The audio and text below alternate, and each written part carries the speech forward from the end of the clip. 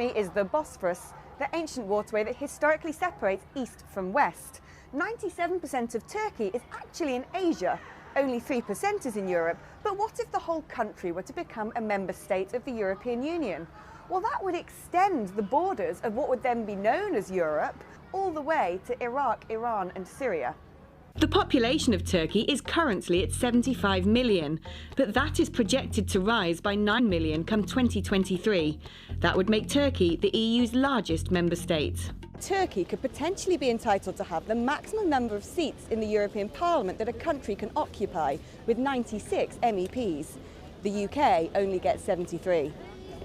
If Turkey were already a member of the EU, then technically she could expect to receive 1/3 of the EU's entire structural aid budget, a whopping £11 billion, and a further £8 billion in farming subsidies, 3 times more than UK farmers receive.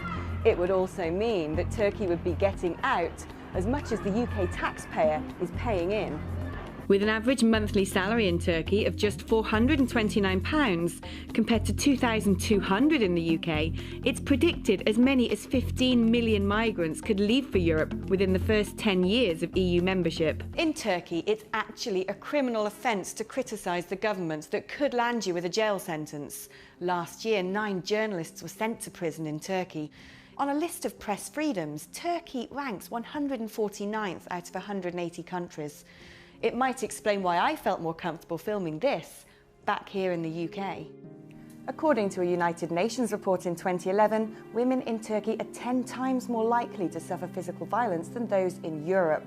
It's estimated there's 1 honour killing every single week in Istanbul alone, and more than a quarter of Turkish women are married before their 18th birthday. At the start of the last century, 1/5 of the population of Turkey was Christian, but over the course of 100 years, that community has dramatically disappeared.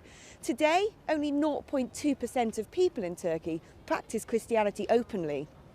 Recent changes to education policy has also seen a great number of state schools turned into Islamic imam schools, with many pupils who can't afford to pay for their schooling being forced to accept a religious education instead. When the current ruling party first came to power, the number of pupils registered at imam schools was 63,000. Today, that number is closer to 1 million. Just days after filming outside the Hagia Sophia, a suicide attacker detonated a bomb in the same location, killing 10 tourists. The assailant has been identified as an Islamic State affiliate who had come into the country from Syria. David Cameron has been pushing hard for Turkey to become the 29th member state. We, the British people, are not going to have a say on that.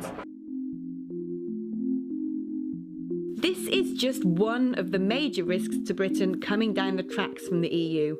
When the referendum comes, vote to leave.